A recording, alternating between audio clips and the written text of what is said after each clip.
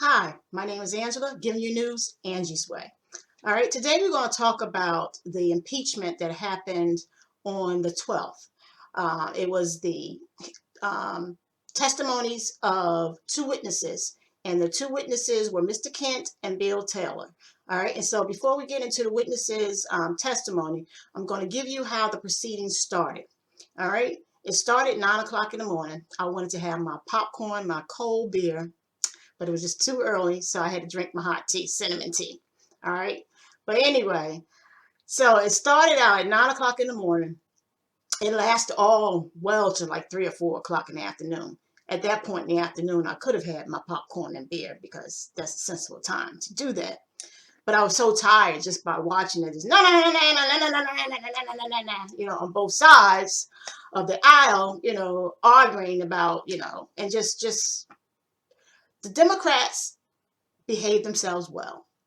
The Republicans were just, because they won't say anything bad about, they won't say anything about the phone call. They won't talk about his behavior, but they will talk about everything else. The Clintons, the Obamas, Burisma in 2016, because this is what it's all about. So they'll talk about that, but they will not talk about that perfect phone call that he had. He wants them to say it was perfect, but they will not say it. All right. And it was evident when the attorney was asking questions. He didn't have a format. He wasn't asking to get the real information out or credible, information that we need. All he was pretty much was saying that it was all right for Giuliani to be over there. Really? That's all you had to say? Anyway, so let's get back to the story.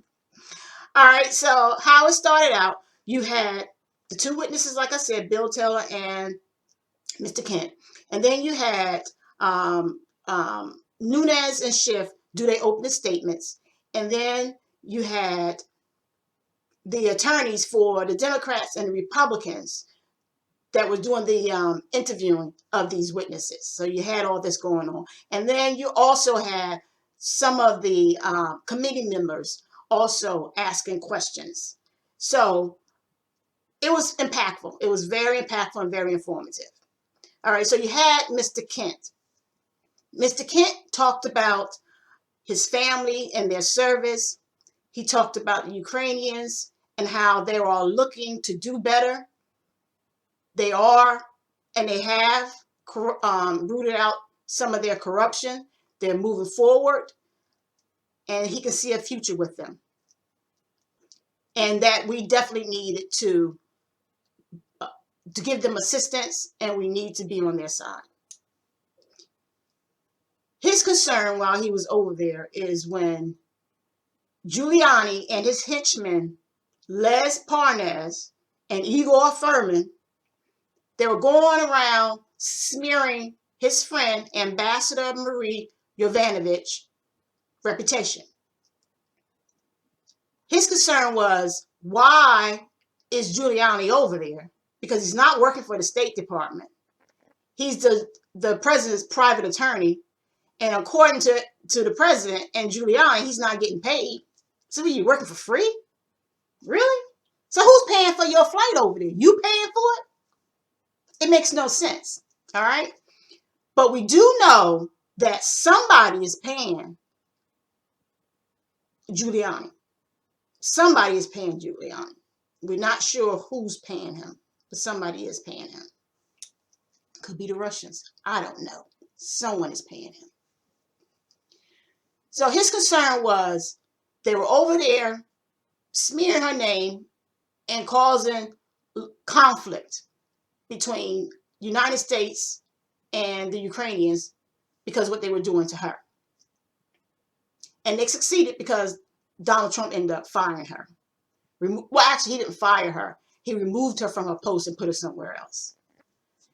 So she's no longer the ambassador. So that was his concern. And then he was also talking about while he was over there, because he's been in Ukraine under 5 presidents, I believe. It could have been less. I know one of them said 5. It could have been less. I'm not sure. But he's been there. He especially was there during Obama time. And while he was there, Joe Biden was there.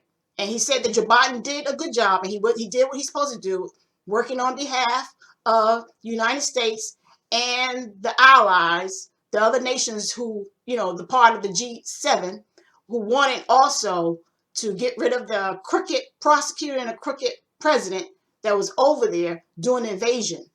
And so they pretty much believe, as always, it was an inside job. That somebody in Ukrainians pretty much gave the Russians the information on how to invade them and when to invade them, obviously. So they got rid of those presidents, and then they elected a young president. I think he's like 41, and he pretty much doesn't have any experience as a politician. I think he worked as a movie star or comedian, something like that. Anyway, they elected a young president, and then he in turn got rid of all the corrupt people that were in their parliament and their government, and he elected the citizens elected, or he replaced citizens that were younger than 39. So the highest age of politicians in his government now is 39. So they're making a change. They're making a change, and they're moving forward. His concern was that Joe Biden's son at the time, who was on the board of Burisma, making $50,000 a month, no knowledge of what he was doing, as far as they were concerned, could not speak the language, and that he was over there and it didn't look well. It was a conflict of interest. So he filed a complaint, and he also filed it with the vice president office. And so one of the Republicans questioned him and asked him what happened to that complaint, and he said apparently it went nowhere. So that was like the aha moment for the Russians. Okay? So Obama. So anyway, that was pretty much his testimony. And then you had Bill Taylor. And when Bill Taylor came on the scene, he gave us a bombshell. All right? He gave us some extra information that we didn't know about. So he's over there. He's the man who replaced Maria Yovanovitch. So now he's over there, and he didn't really want to take the job because they pulled him out of retirement. Donald Trump nominated him. Mike Pompeo was the one who asked him. I can never say that man's right to save my life. And I love the history of Pompeo, I just can't say his name right. Mike Pompeo asked the guy to come out of retirement to work, to go over there and work for Ukraine, because he had done it before. And he had been in the military, not just the military, but he has been a civil servant for 40 years. So he knows what he's doing. He takes meticulous notes. So he noted everything. So he's over there, and he says that he knows that there's clearly 2 policies. There's a regular and an irregular. And he said they were working together, both policies, irregular and regular, of trying to get Donald Trump to have a meeting with the president, Zelensky of Ukraine, and to make sure that they got the assistance. So they were working together until, here come a rogue policy, and is guided by Giuliani and his henchmen, Les Parnas and Igor Fruman, working on behalf of the president, whom he's working for free. He's not working for the State Department. So they're doing their own little policy. Apparently, Les and this other guy are trying to get in on some gas. They're trying to get in some deal. That oil and gas, I'm telling you, that oil and gas is the root of all evil. So they're trying to get in on some deals over there with some of the companies. And it could have been Burisma. I don't know. But they're trying to do their thing. And Giuliani, he trying to do his thing. He trying to get the president of Ukraine to do all this dirt for President Trump, he wants them to do investigations, and he wants them to do it publicly. And then this is all coming from Donald Trump, because Donald Trump confirmed it in that phone call he had. And, he wants them to do the investigation in 2016 that, the Ukrainians had the DNC over there in Ukraine. They're the ones who hacked it, not the Russians. So I'm a little slow, but not that slow. So when Donald Trump was talking to the president, he's talking about how he wanted to, make sure they weren't corrupt, and he wanted to root out corruption. So if they have our DNC server, and they had the 30,000 emails that you were shouting about during your campaign, I want those emails, even asking Russia for the emails, then why don't you ask that man for them? I don't get it. So if they have the email and they have the DNC server, if you hold up the money because they have the DNC server, we all agree with that. Yes, give us our server back. But no, because they did not hack the DNC server. The Russians did. So he noticed that their assistance was contingent on them doing an investigation. And get this, Donald Trump wanted them to publicly, by going on CNN, saying that they were opening investigations on Joe Biden. You know how he hates CNN. So he was going to use CNN to open up to tell the world that that this president is opening up an investigation on the Bidens and the 2016, which they were going to say that the DNC was in their country. And so the Republicans kept saying, this man wasn't pressured. The president wasn't pressured. He didn't know that the money was being withheld. Yada, yada, yada, yada, yada. Okay, anyone in their right mind would know this man knew he was pressured. Anytime they're telling him to go on CNN to do all this, he's being pressured. He doesn't want to get involved in our elections. He doesn't want to get involved in our affairs. He got his own problem over there. He's fighting the Russians. The man was clearly pressured. He had the lower hand. Donald Trump had the upper hand because he had the money. And so where Donald Trump went rogue himself is when he bribed and extorted this man for this information to make him go and say what he wanted him to say, just so he can go against his political opponent, Joe Biden, so that he could win the election. Think about that. But the bombshell that Bill Taylor was talking about, remember Solomon? Remember how I said Solomon had to recant his testimony?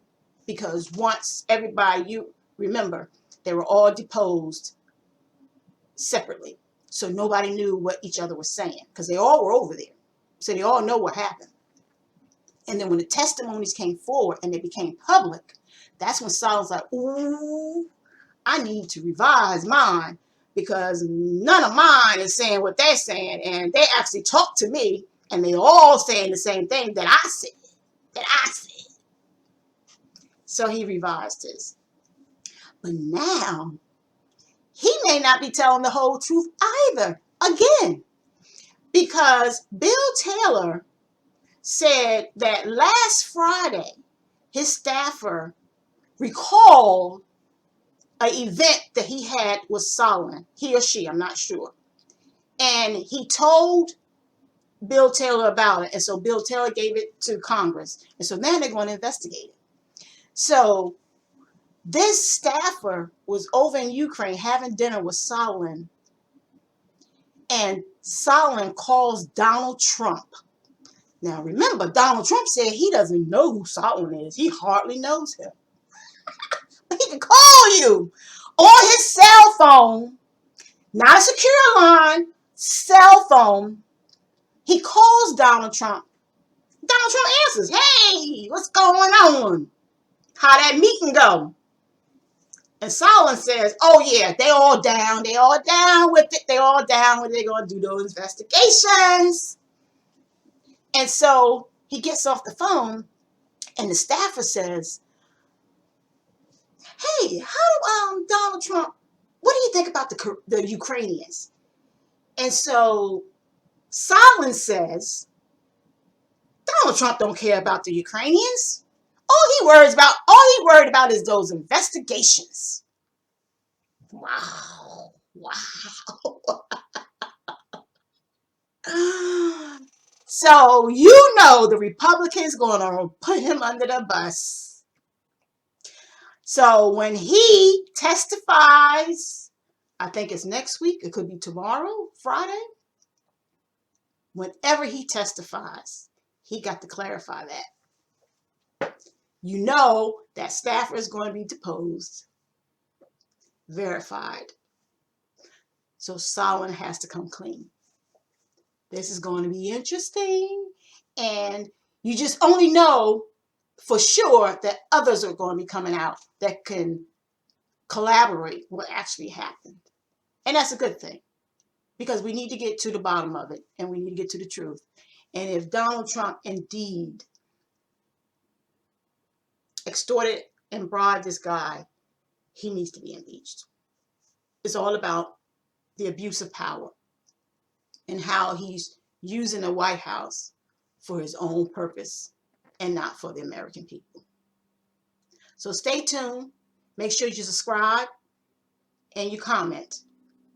And next time, we're going to talk about the impeachment again, because there's some more hearings coming up. And so I want to keep you informed. All right? Deuces.